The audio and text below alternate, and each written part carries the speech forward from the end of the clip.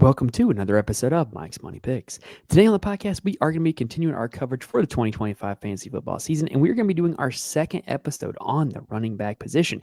If you missed our breakdown of the quarterbacks or our first episode about running backs, make sure you go check out the channel feed, whether you're watching on YouTube or listening on audio. This should be the most recent 2 episodes out. So make sure you go check those out if you have not already. And also, y'all, college football is about to begin. We have a ton of college football content coming your way as well.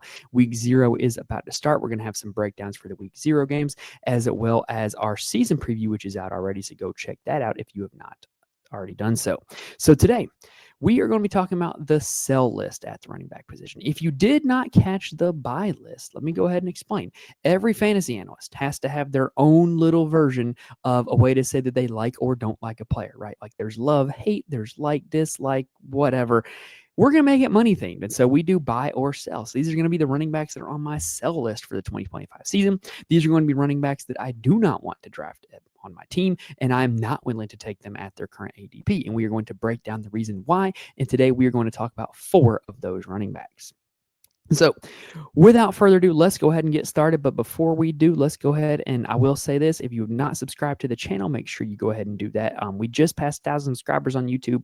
Everybody who subscribes and likes the video, it really does help out a ton, and I really do appreciate it. All right, so let's go ahead and talk running backs. So the first running back is going to be on the sell list is going to be kind of a shocker. Here's why. Basically, if you guys have not been around this channel for a while, by day, I teach high school math and coach high school basketball and girls flag football, right? I have a blast doing it. But one thing when I teach math is I teach statistics. And in statistics, there's a concept of regression, which doesn't always mean that something is going to revert like to a lower level or like trend downward, right? Regression means that when things are normally distributed, which when you have a large sample size over a large period of time with a lot of data, things tend to be normally distributed. When things are normally distributed, everything tends to regress towards the mean, which means that things that tended to happen very, very well will go back towards the middle. Things that happen very, very poorly will tend to go back towards the middle, right? Like you think about the success of an NFL team, for the most part, there's teams that in the last 20 years have been really, really good and really, really bad, right? Eventually you end up somewhere in the middle. So there's a guy last year that I think has a lot of regression coming for him. In fact, there's 2 of them. The first one is going to be, and I duck, Saquon Barkley. So Saquon Barkley was probably the player of the year in fantasy football last year. There were a lot of people that were doubting his move to Philadelphia because, Jalen Hurts is going to take all the 1-yard touchdowns. The Philly offense doesn't throw to the running backs. So, just people looking for all these reasons to doubt Saquon, forgetting that he was just one of the most talented running backs in all the league. And he was great last year. He was running back 2 overall in 2024, running back 1 in fantasy points per game.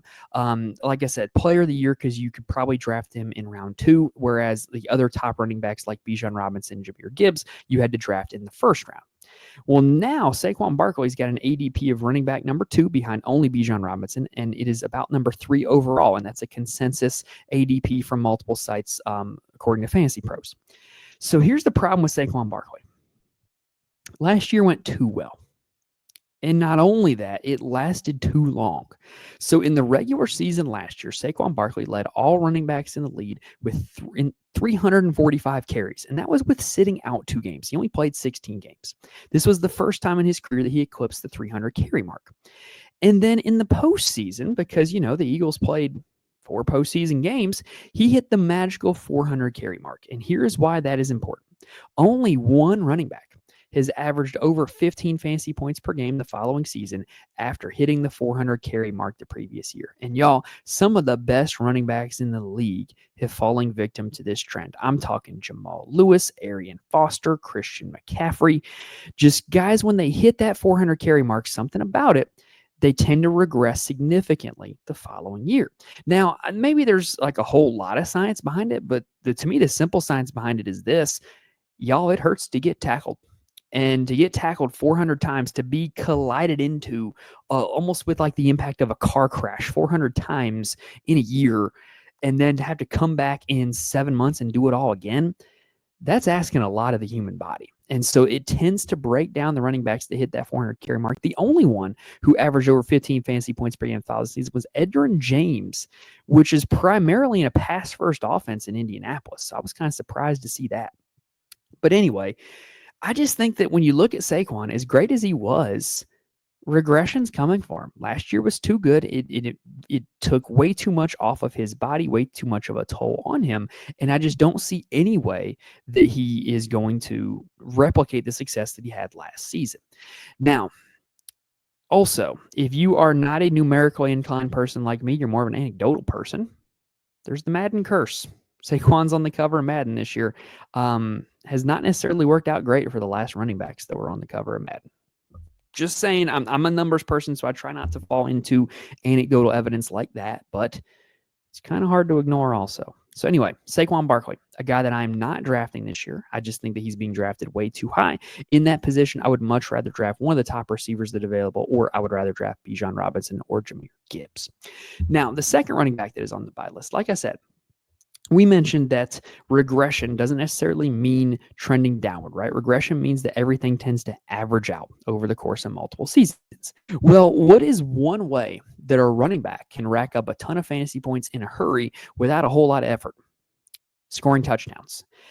Now, there are some running backs that are just going to be more inclined to score touchdowns than others. Like if you play on a really good offense, you're going to have more opportunities to score touchdowns because you're going to be in the red zone more, right?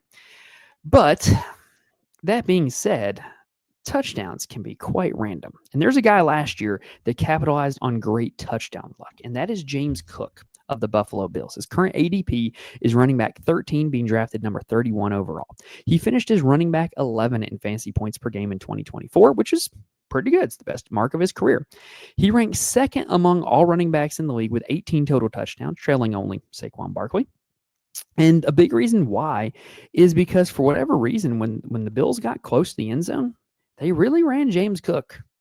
And y'all, as a guy who's called offensive plays before in my life, I don't know if I would always dial up James Cook. I think Josh Allen probably could have scored some more of those touchdowns if they really, really wanted him to, right? And not only that, but the Bills drafted a running back last year in Ray Davis that they've kept around, kept as the backup that they feel pretty good about. So it stands to reason that James Cook is not going to get that same amount of goal line carries here again this year because you're going to have to deal with Josh Allen and Ray Davis, right? Now, here's the thing. That wouldn't matter a whole lot if like the touchdowns were like this added bonus for James Cook. Like if he was running for a lot of yards, catching a lot of passes, if the touchdowns were just the cherry on top, that wouldn't matter a whole lot. Here's the problem. The touchdowns were a significant part of his fantasy scoring. He ranked 26th among running backs in expected fantasy points per game. Now that stat, expected fantasy points per game, that is a normalization stat, kind of like what we were talking about with regression, where if you were to kind of level the playing field in terms of field position, in terms of offensive success, in terms of location on the field and kind of frequency of everything, 26th among running backs in expected fantasy points per game. That means he got really lucky in terms of his touchdown rate. I don't think it's going to happen again. Oh, by the way, he was holding out of a contract at the start of training camp. He's now signed. But y'all, I'm going to be honest. I can't think very often of a whole lot of running backs that have held out of a contract and it ended up working well for them at the end in terms of fantasy production. So James Cook is going to be on the sell list here again this year. Now, aside from just standard regression, what are some other reasons that a running back might regress from one season to the next, right? Well, last episode, we talked about a lot how last season is a great predictor of this season. In fact, when I do my rankings, when I sit down and do drafts, I put a lot of weight on what happened last season. But sometimes you got to look at the details and look and see what's happening to a player in their offense, in their organization, and say, hey, is that going to happen again this season?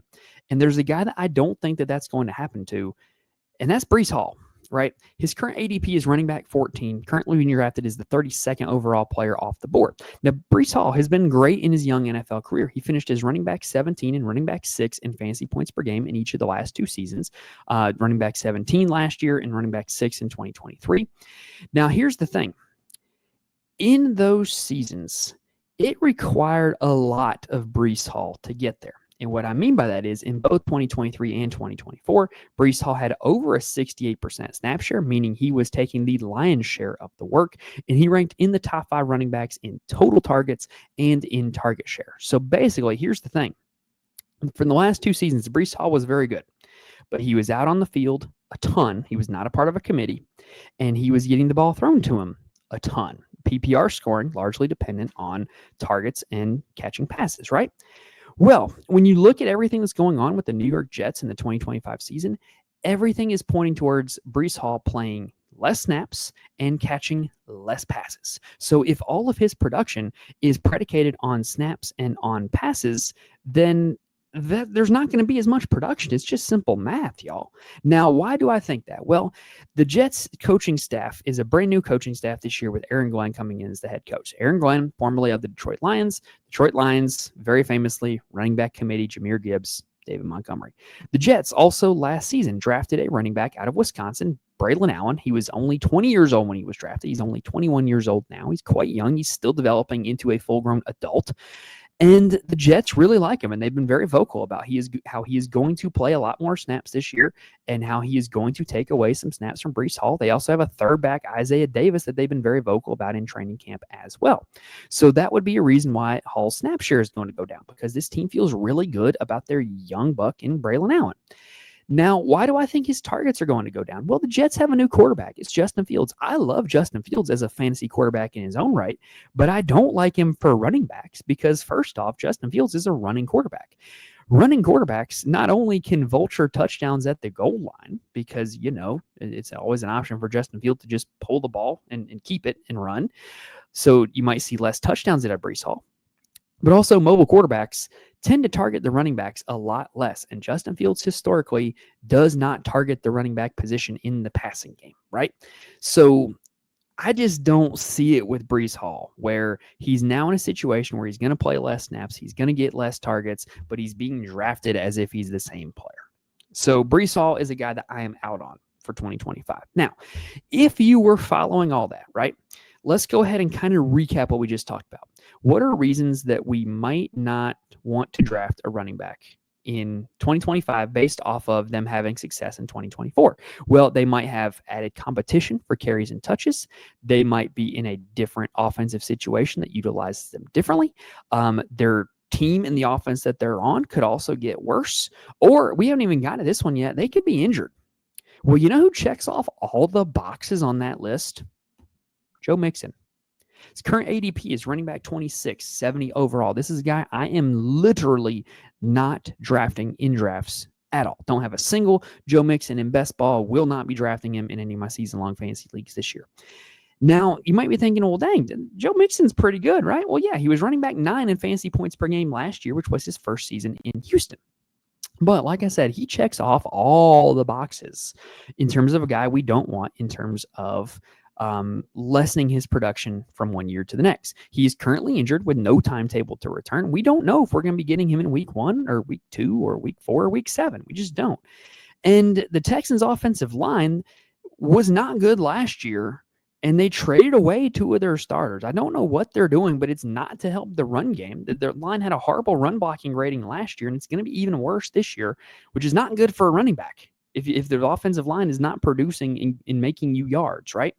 And then, oh, by the way, he's got a ton of competition for carries when he does get back healthy. The Texans signed Nick Chubb, former great running back of the Cleveland Browns, and they drafted Woody Marks out of USC, a guy who is really, really good at catching passes out of the backfield.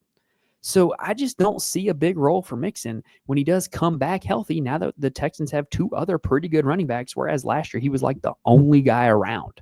So I just think this is a horrible situation for Joe Mixon between the injury, between the lessening of the offensive line, between the added competition. I'm just not seeing it. And I just don't see any way that Joe Mixon is going to return value on that unless he is going to literally have a miraculous recovery, be healthy for week 1, and the Texans just forget about signing Nick Chubb and drafting Woody Marks. Anyway, those are the 4 running backs that are on my sell list for the 2024 or 2025 season. If that helped you out in any way, please hit the like button. If you're watching out on YouTube, please rate and review. If you're watching or listening on Spotify, Apple, or wherever else you get your podcasts. Also, make sure you're subscribed to the channel. That we can be with us for all of our wide receiver episodes. There's going to be a buy and sell for wide receivers, and then there is going to be a tight ends episode as well, in addition to all of our college football and NFL content during the regular season. Now, like I said, these rankings are for more, or these takes are really more for season long. But if you want to draft best ball, if you want to give best ball a shot, use my promo code on Underdog. Links in the description. You can also type it in. It's on the screen right now. And if you want access to all of my ranks and my best ball tools, head on over to the Patreon, patreon.com/Mike's Money Picks. But y'all, that is going to do it for this episode. We have broken down the running backs that we like and we do not like here for the 2025 season, and we'll see how it goes. The running backs, to me, is a little bit of an easier position to predict actual production. It's a harder position to predict injuries. So, we'll see how it goes with all these guys that we talked about here in these last two episodes. But hopefully this episode was able to help you out and give you some, or shed some light on some guys that you might not want on your roster for 2025, and hopefully help you guys win your fantasy leagues, those of y'all that are out there watching right now. So anyway, we're going to go ahead and end the episode right there. Thank you guys for watching and listening to this point. Best of luck to you guys in your fantasy leagues for the 2025 season, and I will see you guys next time.